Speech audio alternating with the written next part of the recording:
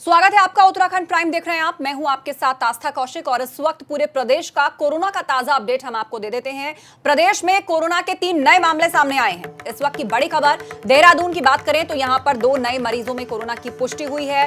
इसके अलावा एक बच्चे में भी कोरोना की पुष्टि हुई है। रामनगर में एक मरीज में कोरोना की पुष्टि हुई है। तो इसके साथ ही प्रदेश में अब कोरोना पॉजिटिव मरीजों की संख्या 40 हो गई है। 3 नए मामले उत्तराखंड से सामने आए हैं और बड़ी बात यह कि एक बच्चे को भी कोरोना हुआ है।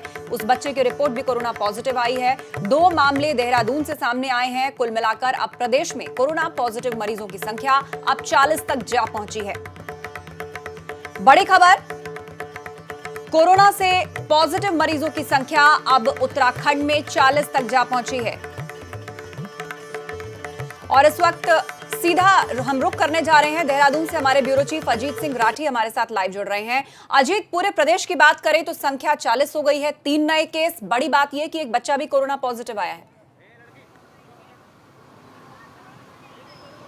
जी देखिए आस्था, यहाँ मामले 40 हैं और 9 लोग ठीक होकर अपने घर जा चुके हैं और 31 लोग, इन 3 समेत 31 लोग अभी एडमिट हैं।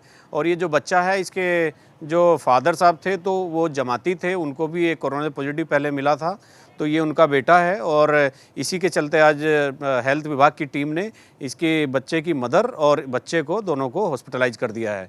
दूसरी एक डॉक्टर है जो मिलिट्री हॉस्पिटल में डॉक्टर थी, लखनऊ की रहने वाली हैं, तो वो उनको सिम्टम्स आए थे, हो सकता है उन्होंने किसी मरीज़ का कभी इलाज किया हो, तो उनकी भी रिपोर्ट एक पॉजिटिव आई है। और जो रामनगर में जो इस समय आज जो एक मरीज़ सामने आया है वो जमाती है, वो मस्जिद में उसको पहले क्वारंटाइन किया गया था और फिर जब उसकी रिपोर्ट आई तो वो भी पॉजिटिव आया। वो मुरादाबाद का रहने वाला है, यहाँ जमात में हिस्सा लेने के लिए आया था और तब से यहाँ पर वो जो 2 मस्जिद पिछले दिनों पुलिस ने सील की थी, ये उन्हीं में से एक मस्जिद से एक ये जमाती है। तो अब कुल मिलाकर मामले 40 हो गए हैं और 31 लोग अभी एडमिट हैं और 31 में 30 जमाती हैं और एक ही नई महिला जो डॉक्टर है ये सामने आई है। जी अजीत, बहुत बड़ी बात निकलकर सामने आई है कि एक बच्चा जिसकी रिपोर्ट पॉजिटिव है उनके पिता जमाती हैं। एक और जो रामनगर में मामला सामने आया है जिसकी रिपोर्ट पॉजिटिव आई है वो भी जमात में हिस्सा लेने आए थे। लेकिन जिन लोगों से ये मिले, इनका आस पड़ोस, अब क्या कदम उठाए जा रहे हैं एहतियात के तौर पर? किन किन को क्वारंटीन में रखा जाएगा? प्रशासन क्या अहम फैसले अब ले रहा है?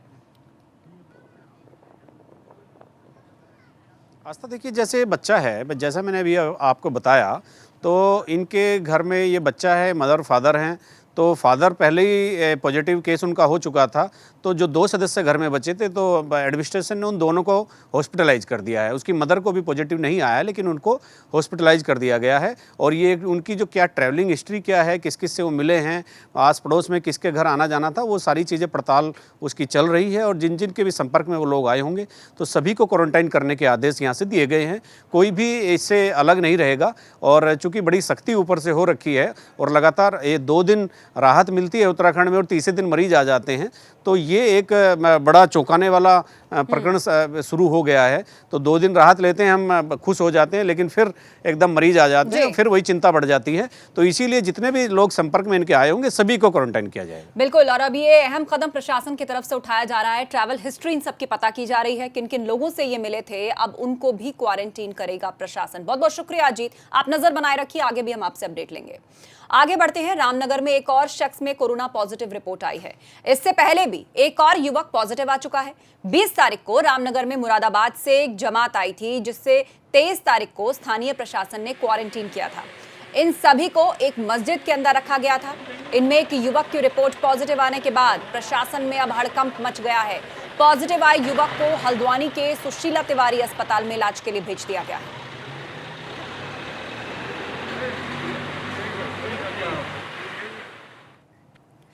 आगे बढ़ते हैं, एक और बड़ी खबर का रुख करते हैं। 4 धाम यात्रा से जुड़ी ये बड़ी खबर है जिस पर कोरोना का साया मंडरा रहा है।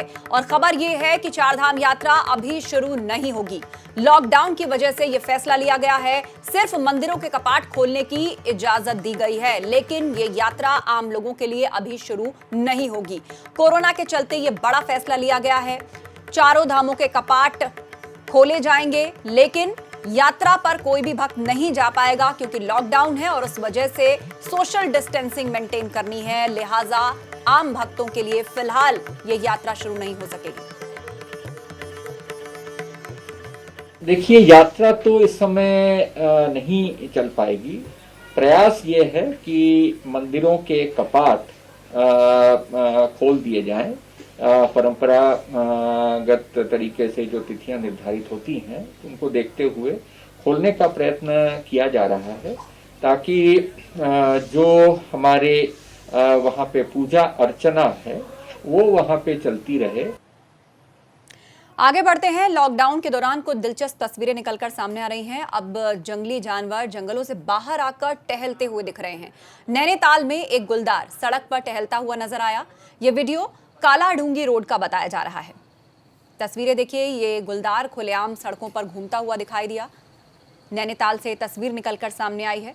सभी लोग लॉकडाउन में अपने घरों में बंद हैं, सड़कें सुनसान हैं और कोई भी चहलकदमी इंसानों की तरफ से ना होते देख ये गुलदार सड़क पर निकल आया। काफी देर तक यूं ही घूमता रहा और इस दौरान किसी ने उसको अपने कैमरे में कैद कर लिया।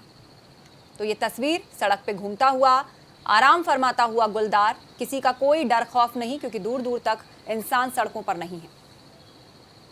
लॉकडाउन की ये भी एक दिलचस्प तस्वीर है। इंसान घरों में कैद है और जानवर अब बाहर घूम रहे हैं, जंगलों से निकलकर शहरों तक पहुंच रहे हैं।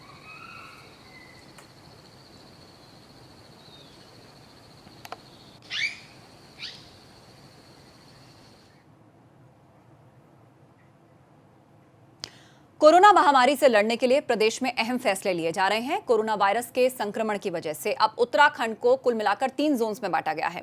राजधानी देहरादून फिलहाल रेड जोन में शामिल है। अगर कोरोना के मामले यहां ज्यादा बढ़ते हैं तो प्रदेश के कई और इलाके रेड जोन में शामिल हो सकते हैं। कोरोना संक्रमण की साइकिल तोड़ने के लिए उत्तराखंड को 3 जोन्स में बांट दिया गया है। रेड जोन में वे जिले शामिल किए गए हैं जिनमें 18 या इससे अधिक कोरोना पॉजिटिव मामले सामने आए हैं। ऑरेंज जोन में उन जिलों को रखा गया है 1 से 17 तक कोरोना पॉजिटिव मामले मिले। जिन इलाकों में कोई भी कोरोना पॉजिटिव मामला सामने नहीं आया है उन जिलों को ग्रीन जोन में रखा गया है। देहरादून है, नैनीताल और उधम सिंह नगर और हरिद्वार, इन 4 जिलों में ही हम ये जोन जो रेड जोन है और येलो जोन है इसमें हम देखते हैं। ग्रीन जोन बाकी सारा उत्तराखंड है। लेकिन हमारा ये प्रयास है कि जिस प्रकार से 7 ठीक होकर चले गए ये भी ठीक होकर जाए और हम उत्तराखंड पूरी तरीके से ग्रीन जोन में रहे, और इसके लिए हम प्रयास कर रहे हैं। क्योंकि जो मरकज वाले लोग थे वो मरकज वाले लोग भी अब थोड़े स्वस्थ हो रहे हैं और उनको भी जो क्वारंटाइन किए हुए हैं उनमें से भी काफ़ी टेस्ट हम लोग कर रहे हैं। देहरादून जिले को रेड जोन में रखा गया है। राजधानी में ही सबसे ज्यादा 18 कोरोना पॉजिटिव मरीज हैं। रेड जोन वाले इलाकों में किसी की एंट्री की इजाजत भी नहीं है। सिर्फ पुलिसकर्मी हैं, लोगों के घरों तक जरूरत का सामान पहुंचा रहे हैं। देहरादून जिले को हमने रेड जोन में रखा है, लेकिन संभवतः मुझे लग रहा है कि हल्द्वानी और के कारण नैनीताल और रुद्रपुर भी, और अगर हरिद्वार में 1 आध पेशेंट बढ़ता है तो उसमें भी हो सकता है कि वो भी आने वाले समय में इस प्रकार की परिस्थिति उत्पन्न हो जाए। बाकी सब जिलों में कोरोना पॉजिटिव नहीं है, इसलिए वो सारे ग्रीन जोन में। रेड जोन वाले इलाकों में पुलिस कड़ी निगरानी रख रही है। अगर प्रदेश में कोरोना के मामले बढ़ते हैं तो दूसरे कई जिलों में भी रेड जोन लागू हो सकता है। रेड जोन में किसी भी प्रकार का आना जाना, किसी भी प्रकार की एसेंशियल सर्विस, ये सब बंद रहेंगे। केवल वहाँ पर एसेंशियल सर्विस को प्रोवाइड कराने वाले लोग रहेंगे, वो घर को खोलकर उसमें देंगे। तो रेड जोन में पूरी तरह से सख्ताई रहेगी, और जब रेड जोन में ऐसी स्थिति बनेगी उसको वापस दूसरे जोन में कन्वर्ट होगा, तब उस प्रकार की सुविधा छूट वहाँ दी जा सकती है। कोरोना के संक्रमण से प्रदेश के मैदानी जिले सबसे ज्यादा प्रभावित हैं। कोरोना पॉजिटिव मामलों में राजधानी देहरादून पहले नंबर पर है, जबकि नैनीताल जिले का दूसरा नंबर है। Bureau report, ABP Ganga. Uttarakhand सचिवालय में 26 दिनों के सन्नाटे के बाद एक बार फिर से चहल पहल दिखाई दी है। दूसरे चरण के लॉकडाउन में सरकार ने नियमों में कुछ फेरबदल किए हैं, जिसके बाद राज्य सरकार ने सेक्रेटेरिएट, विधानसभा और कुछ महत्वपूर्ण विभागों को शर्तों के आधार पर खोलने की इजाजत दी है। जरूरी सेवाओं को लॉकडाउन में छूट तो दी गई है, मगर शासन की तरफ से जरूरी निर्देश भी दिए गए हैं। तो एक बार फिर से सेक्रेटेरिएट में कामकाज हो सकेगा, लेकिन कुछ नियमों और शर्तों के तहत। आज की तस्वीरें रोज से जुदा थी। आज चहल पहल यहां पर नजर आई।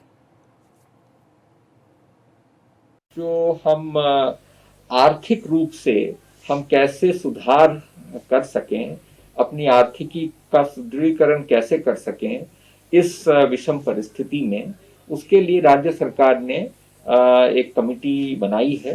कमेटी ने बनते ही अपना कार्य प्रारंभ कर दिया है। उधर Indira Gandhi national forest academy को खोल दिया गया है।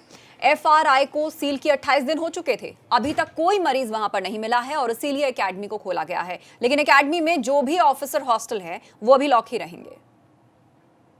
लॉकडाउन है वो ओपन किया गया है, लेकिन उसके अंदर जो IGNFA है, जहां पर वो IFS प्रोबेशनर्स का हॉस्टल है, जिसको हमने क्वारंटीन और आइसोलेशन फैसिलिटी डिक्लेयर किया था, वो अग्रिम आदेशों तक अभी भी बंद रहेगी और बाकी FRI खुला रहेगा। और पूरे FRI के ऊपर अब जो देहरादून जनपद के अंदर लॉकडाउन कंडीशंस हैं वो लागू हो जाएंगी। अगली खबर हल्द्वानी से है, जहां पर डीएम और एसएसपी ने बनभूलपुरा इलाके का दौरा किया है। इस दौरान उन्होंने कर्फ्यू के हालात का जायजा लिया, साथ ही वहां के हालात पर संबंधित अधिकारियों और स्वास्थ्य विभाग से बातचीत भी की। स्वास्थ्य विभाग की टीम क्षेत्र में लोगों के सैंपल्स ले रही है। बनभूलपुरा में CHC सेंटर और मोबाइल एम्बुलेंस भी लगातार लगी हुई है। डीएम का कहना है कि कर्फ्यू के दौरान लोगों को राशन और जरूरत के सामान देने के लिए पूरी कोशिशें की जा रही हैं। हमारा राशन और दुग्ध का इशू था यहाँ पर, वो भी काफ़ी हद तक रिजॉल्व हो गया है। राशन हमारा मुख्यमंत्री राहत कोष के किट्स हैं, वो आप सब लोगों ने देखा ही होगा कि हमारे थाने और चौकियों के द्वारा डिस्टेंसिंग मेंटेन करते हुए वितरित किया जा रहा है। उधर बड़कोट के यमुना घाटी इलाके में मिले 11 संदिग्ध लोगों की शिनाख्त हो गई है। ये सभी मजदूर हैं जो सहारनपुर के रहने वाले हैं। लॉकडाउन की वजह से इनके पास कोई काम नहीं था और इसीलिए ये चोरी छिपे जंगल के रास्ते होकर अपने घर जाने की कोशिश कर रहे थे। पूछताछ में यह भी पता चला है कि ये गंगोरी और गजोली में मजदूरी कर रहे थे। मजदूरों को राशन मुहैया न कराने को लेकर पुलिस ने ठेकेदार के खिलाफ अब मामला दर्ज कर लिया है। फिलहाल मजदूरों को बड़कोट स्थित GMVN की निगरानी में रखा गया है, जहां उनके रहने और खाने पीने की भी व्यवस्था की गई है। ये जो लोग हैं ये उत्तरकाशी गजोली एक जगह पड़ती है, वहां से आ रहे थे, क्योंकि इनके जो ठेकेदार थे उनके द्वारा इनकी जो भोजन और रहने खाने की व्यवस्था में कुछ कमियां पाई गई, जिस कारण हमने ठेकेदार ने कुछ जो लोग नामित किए थे इनकी देखभाल करने के लिए, उनके खिलाफ भी मुकदमा पंजीकृत किया जा चुका है। उधर बड़कोट में मिले इन 11 संदिग्ध मजदूरों को जमात से जुड़ा लोग बताने के आरोप में कांग्रेस नेता मनवीर रावत के खिलाफ मामला दर्ज हुआ है। आरोप है कि उन्होंने एक सोशल मीडिया ग्रुप में एक पोस्ट डाली थी जिसमें इन मजदूरों को जमात से जुड़ा बताया गया था।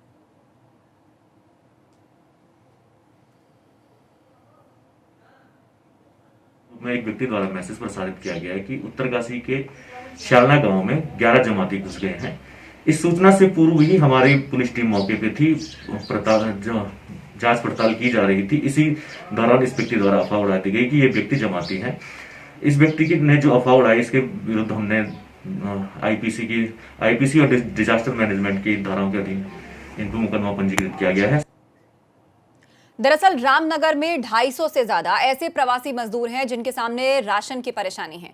परेशान मजदूरों ने एसडीएम कार्यालय पहुंचकर अपनी फरियाद सुनाई। इनमें ऐसे कितने लोग हैं जिनके पास राशन कार्ड भी नहीं है। ऐसे लोगों को भी राशन नहीं मिल पा रहा, लेकिन प्रशासन का कहना है कि उसने 2000 लोगों को राशन दिया है।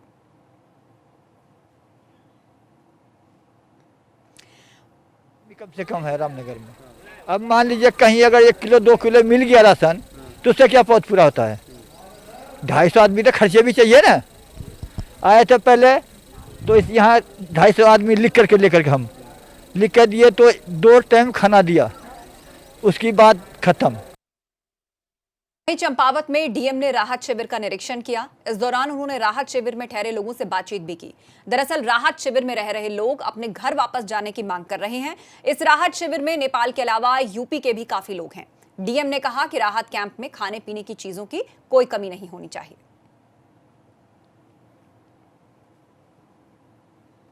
बताया गया है कि जो भी सुविधाएं हैं, भोजन की है, स्वास्थ्य की है, काउंसलिंग की है, उनके मनोरंजन की है, इस पर विशेष ध्यान दिया जाए और उनकी जो भी कठिनाइयां आ रही हैं सामने उसका तुरंत निदान किया जाए, जिससे जो लोग यहाँ रह रहे हैं उनको किसी प्रकार की कठिनाई न हो।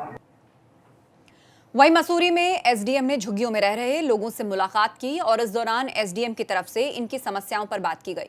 साथ ही जरूरतमंद लोगों को खाने का सामान बांटा गया। एसडीएम ने नगर पालिका को निर्देश दिए हैं कि इस इलाके को सैनिटाइज किया जाए।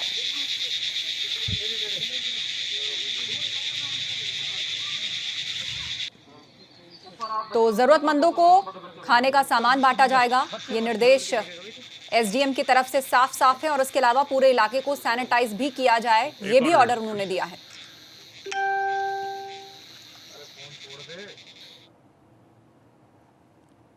और कुछ टॉफ़ीज़ वगैरह बांटे हैं, तो उसके पीछे सिर्फ आइडिया इज़ दिस ओनली के बच्चे खुश रहेंगे, थोड़ा उनके लिए भी स्नैक्स हो जाएगा एंड ओवरऑल एक अच्छा माहौल जो है क्रिएट होगा।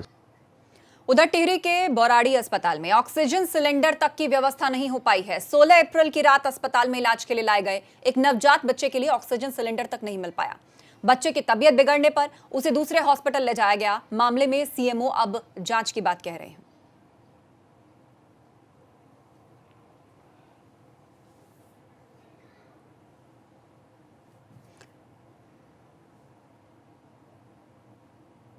से सांस लेने में दिक्कत आने लगी, बच्चा शिथिल होने लगे, तो मैं आनन फानन में मेरी वाइफ ने और मैंने बच्चे को उठा के बौराड़ी हॉस्पिटल के लिए गया और बौराड़ी हॉस्पिटल में डॉक्टरों से उनको ऑक्सीजन देने को बोला।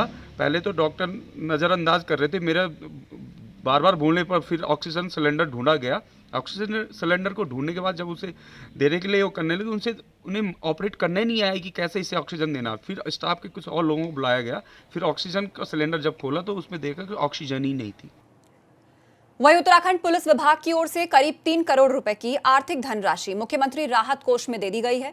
सिपाही से लेकर इंस्पेक्टर तक एक दिन का वेतन और सीओ से लेकर डीजीपी तक 3 दिन का वेतन मुख्यमंत्री राहत कोष में दिए जाने का ऐलान किया गया है। तो इस आपदा से लड़ने के लिए पुलिस विभाग की तरफ से मदद की पेशकश की गई है।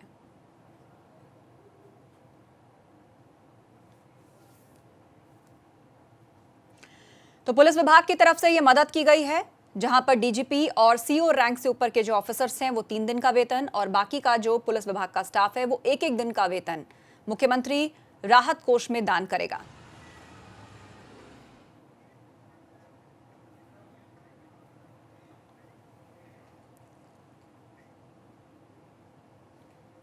और अब आपको दिखाते हैं उत्तराखंड की कुछ और खबरें फटाफट अंदाज में। रामनगर में एबीपी गंगा की खबर का असर, भूख से बेहाल बच्चों को दूध बांटने के लिए आगे आई सामाजिक संस्थाएं। टिहरी के सीमांत इलाकों में राशन की किल्लत, कई इलाकों में नहीं पहुंच रहा है राशन।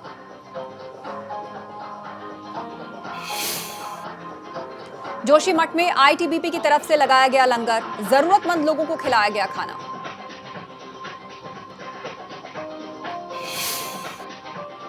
श्रीनगर में लॉकडाउन के दौरान पुलिसकर्मी बने कोरोना वॉरियर्स, पैदल चलकर जरूरतमंद लोगों तक पहुंचाया राशन। रुड़की में सोशल डिस्टेंसिंग का पालन कर रहे किसान, मजदूरों ने गेहूं की फसल काटते समय बनाई एक दूसरे से निश्चित दूरी।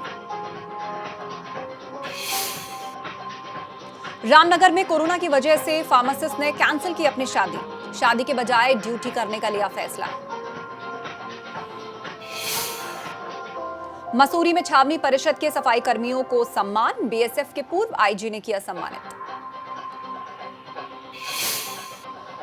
बागेश्वर में पुलिस के हत्थे चढ़े 2 स्मैक तस्कर, 10 ग्राम स्मैक हुई बरामद।